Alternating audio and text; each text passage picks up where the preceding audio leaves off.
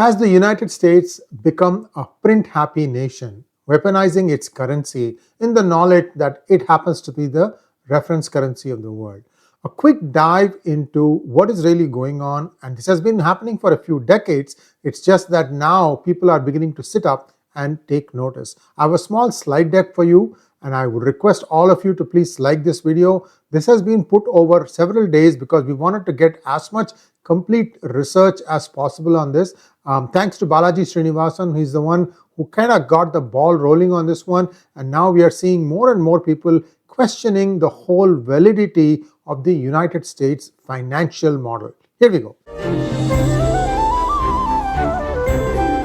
Weaponizing is a magic and unique place with an overwhelming history. Weaponizing is the most inspiring place I have ever visited. I am grateful to all. A print-happy nation, dollars for goods. Is that what the United States has become? Is it weaponizing its currency for buying goods from others? Now let's go back to the core thing, which is the US-India trade agreement and the trade imbalance. We know that the total trade was 129.2 billion, of which US exported 41.8 billion, the US imported 87.4 billion, thus resulting in a trade deficit of 45.7 billion. Now on the right I have a picture, and the way to look at that picture is on one side is India's exports and the other side is top American exports to India, and the size of the square is the size of the actual amount. The amounts are not put there, but you get the idea. The bigger the plane, the square, the bigger the amount in terms of the import or export. For example, United States exports mineral fuels, precious metals and stones, and then also some other things. We get into smaller and smaller parts. It also exports aircraft parts. Now in aircraft there's only one company, or maybe more than one. It is GE, that is the engine parts for, but that's not the big one. The big one is the Boeing Corporation. We have some other things from other aircraft manufacturers, but if you look at the entire thing, what exactly is US exporting to India? Mineral fuels. What are these? These are essentially crude and so on and so forth, which India has been buying. India has a big basket where it divvies up the amount of procurement it gets from various countries for its oil consumption, and one of them happens to be the United States. On the other side, if you take a look at what India is exporting to the United States, electrical machinery and parts, pharma products, precious metals, and mechanical appliances and parts, and so on and so forth. But the big one that's going to take a hit in this new tariff war is the precious metals and stones category, and that is the one that Surat has a lot of, and perhaps even garment industry, that's going to take a hit too, mainly because garment industry is a very competitive industry, and if India loses space to somebody else, then it is very difficult to recover that space. So this is the big picture of what is going on, but we are going to delve a little more deeper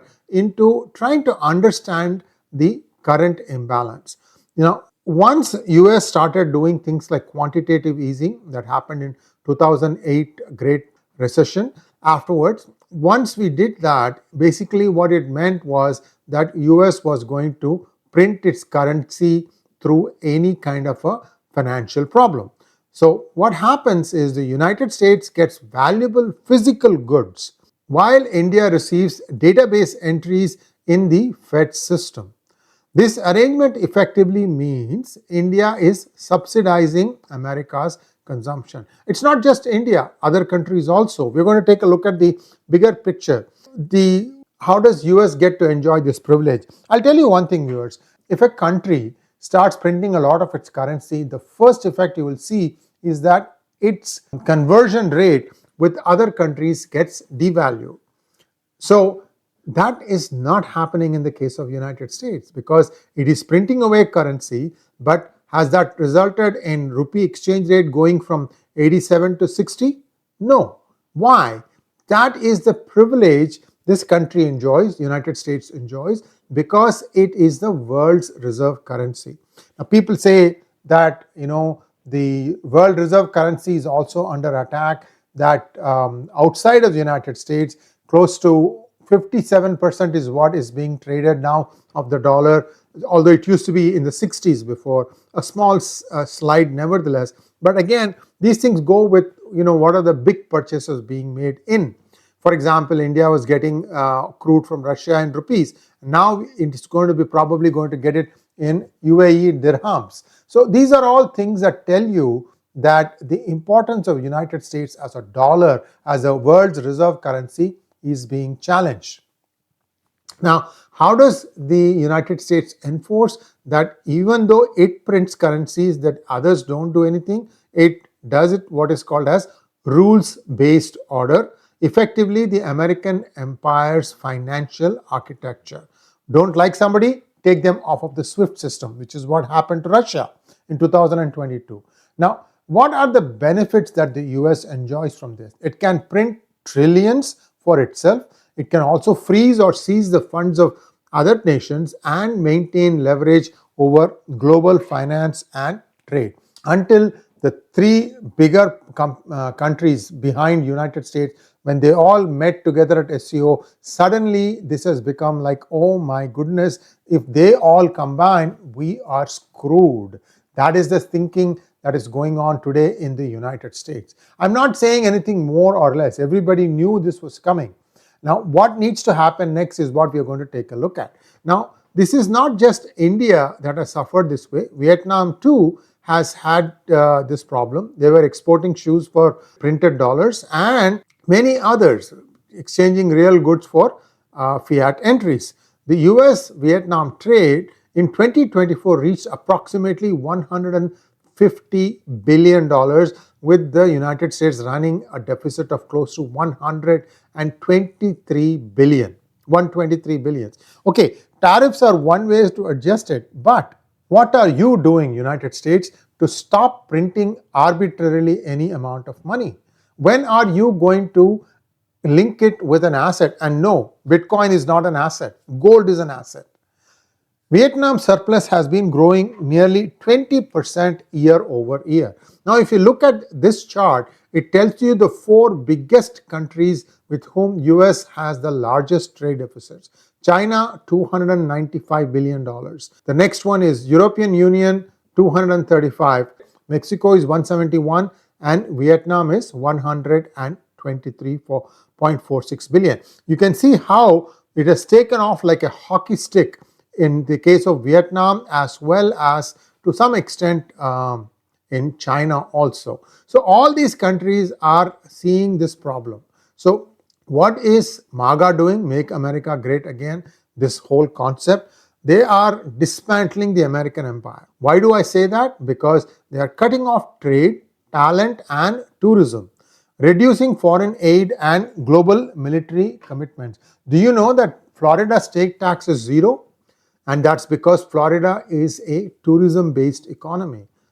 Especially if you go to places like Orlando or Miami, I mean, my goodness, it's full of tourists all the time. Now, if they start imposing broad tariffs, that is also going to weaken global demand for the US dollars, because if people are going to pay more for the money that they have in their hand, then they are going to buy less. That means lesser demand. Limiting imports of machine tools, raw materials, this will also slow down US's reindustrialization. However, realistic that is. Can any industry return back to US from China? Well, there is a question mark about it, because China is not sitting idle. They have been automating their manufacturing spots so that they can lower their prices and still be competitive despite having to pay tariffs. This is what is the plan that China is putting in place. Pretty soon you will start seeing Vietnam doing it, India doing it, any country that has an export imbalance with the United States, they'll all try to do that. So what is also happening is America is no longer an empire, it is becoming a country. The irony is that US still wants to live in 1945, when practically most of Europe was decimated from Second World War but now it doesn't have that kind of power that it had then. Rebuilding Europe or rebuilding Japan, all these people were in need of good products, and everything that the US manufactured in the 45 to 65 period, 20 years, everything they lapped it up until they started seeing that United States needed more money than what it could have based on the gold asset, because it was waging a war, an unnecessary war in Vietnam. Because in his last few days, Robert McNamara, the guy who actually was behind the whole thing, finally admitted that it was wrong on part of US to think that Russia was fomenting trouble in Vietnam. It was essentially a civil war. We went and burnt our fingers. 75 is when the United States exited from Vietnam. But if you look at it, in 1971, there was so much pressure on the US dollar that Nixon had to take the US dollar off of the gold standard.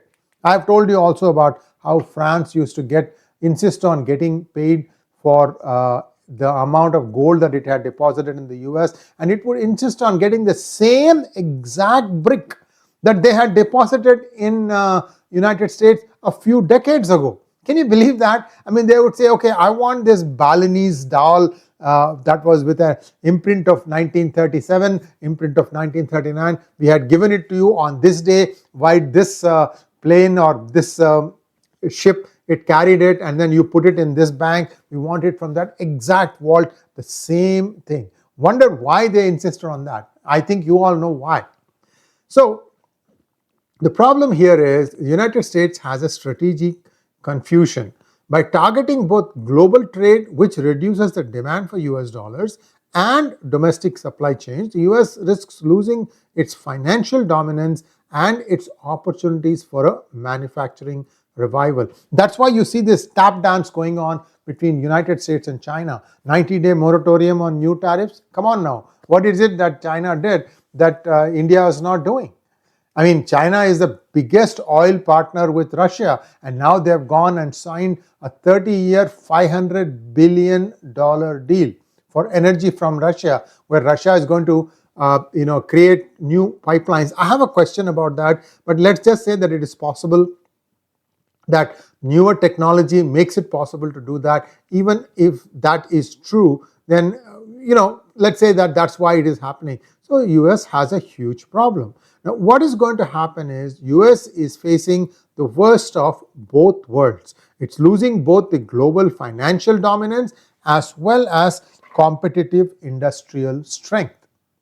Countries like India and Vietnam must recognize this structural shift, and the trade war creates a Schelling point. A Schelling point is a common incentive, meaning for nations to move away from the dollar simultaneously, which is why you are seeing India buying new trade with Russia at, I think, $42 a barrel, and for that it's going to pay using the UAE dirhams. This is more because Russia complained, what am I going to do with all the rupees that I have? So that will have to find its way back to India. I'm hearing that Hawala agencies are busier than ever these days, where they give rubles and take rupees, and the rupees somehow end up magically in India. This is what is happening, is what I heard. Since the US itself accuses foreigners of exploiting it by accepting dollars for the goods, the logical response is to stop doing so. Then this is a huge problem. The thing is, it starts moving slowly, then it will become a tide. It will just like rapid descension. If that happens, suddenly US is going to be stuck with so many dollars that it will not know what to do with. That would mean that the US dollar will have to devalue. I mean, imagine if every dollar in US also gets an extra dollar coming in from other countries, because the other countries no longer have need for the US dollar, which is what people call as US de-dollarization. By the way, this is not going to happen today or tomorrow or even a decade from now, but there is a definite sense of a directional change between different countries as they all start embracing multilateralism. So what is the proposed alternative system doing? trade goods with local currencies. But then there is this imbalance, like Russia saying, I have too many rupees for which I have no need for. India has to find a way to get back those rupees. So there has to be a trade balance. Essentially, what this will end up happening is you will have net zero deficit between countries, so that each one has a need for the other's product and they use the other's currency to buy it. I mean, this is an utopian dream, but it might get close to that. We'll see. Now, the other thing that will happen is, if you have any value, you will be storing it not in the US dollar but in gold, a tangible asset that has been an asset for thousands of years. Balanced trade emerges naturally without a single nation issuing the global reserve currency. This is a huge deal if this ends up happening. May not be in my lifetime, but it's something that is going to happen with 30, 40, 50 years from now. So you also saw Singapore's ex-prime minister calling this world -1, the -1 being United States. This is a bad thing for US. How will US come out of it? We'll have to wait and see. I have some ideas on how US has to do that, but at the same time, the problems that other countries are facing. For example, now that we have defined that gold is an asset that is being coveted by everyone, what is happening? Countries are taking their gold deposits out of United States and more out of United Kingdom. This is really hitting United Kingdom hard. I did a series on gold, so you may have seen that, so you know what I'm talking about. Now, in the recent years, Hungary, Poland, Romania, India, all of them have been withdrawing what gold deposits they had in Bank of England as well as in Lloyd's and other places in London. So they are seeing all these things going. For example, RBI from India recently repatriated a significant amount of gold from the UK, with reports indicating a total of 214 tons being brought back since September 2022. This includes a 100-ton transfer in fiscal year 2024 and another 102 tons in late fiscal year 2024. Now, what do countries like India have to do? They need to turn the necessity of decoupling into a strategic advantage. The faster a country reduces reliance on the US dollar, the better positioned it will be. And now also you can see that all countries are building their reserves in gold for the same reason, that they don't want United States dollar to be the world's reserve currency.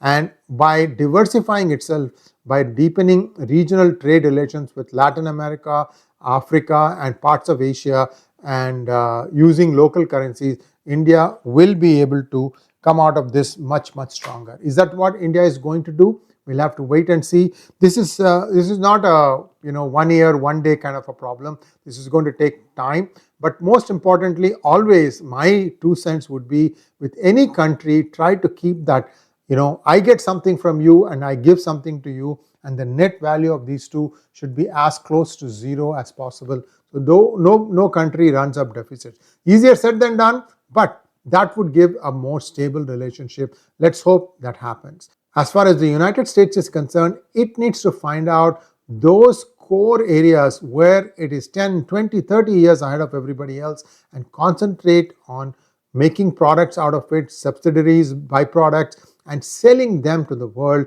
and keep continuing to innovate and continuing to build on top of that. That's what is going to give United States its advantage. Let's hope that people in the United States are heeding to what we are saying here. I am an American citizen. I also wish well for the whole world. And like I said, everybody will benefit if there is a sense of balanced trade between countries. Thanks for watching. Please like, share, and subscribe to our channel. Don't forget to click on the bell button for notifications. Namaskar.